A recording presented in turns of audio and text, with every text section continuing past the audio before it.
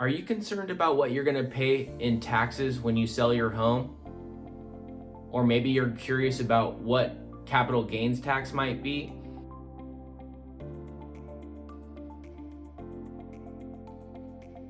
Hey, what's going on? This is Adrian with the Goss Group here at eXp Realty, and today we're going to be talking about what type of taxes you'll be paying when you sell your home.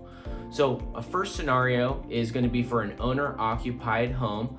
This is if you selected your home as a primary residence, so maybe you bought it with a first-time home buyer loan or even just something less than 20% down conventional financing. More than likely you're living in a home as a owner-occupied property. And if you've lived in that home for 2 of the last 5 years, you won't pay any taxes, you won't pay any capital gains tax on that sale. But if you sell that house within 2 years, let's say you bought a home 12 months ago and you wanted to sell it and you used an owner-occupied type loan program. If you sell that home 12 months after purchasing, you will be susceptible to paying capital gains tax on that house.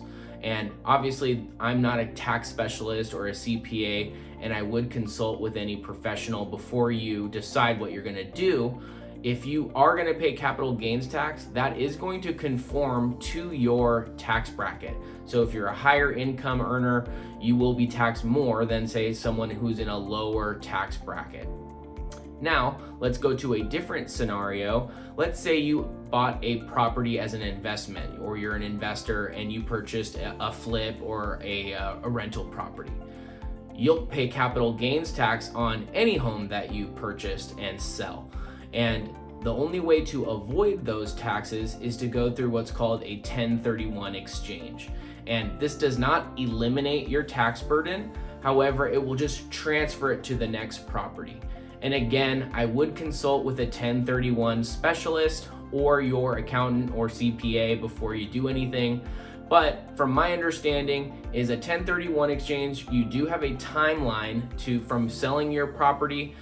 You need to identify the replacement property within 45 days. So not a ton of time. You do need to get into that search process very quickly so you can identify that property within 45 days.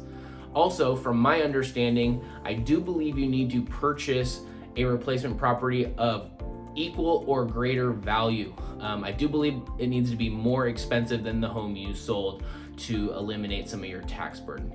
So again, just to reiterate, I am not a professional tax preparer or CPA. I recommend consulting with yours before you make any decisions. This is more general information, but if you've been thinking about selling your owner-occupied property or doing a 1031 exchange as an investor, I do work with some great 1031 exchange specialists, so if you need a referral on that, just text me.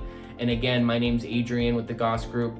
If you need to get in touch with me, you can call me or text me at 209-226-3096, or you can reach me at gossgroupca.com. Thanks so much and have a great day.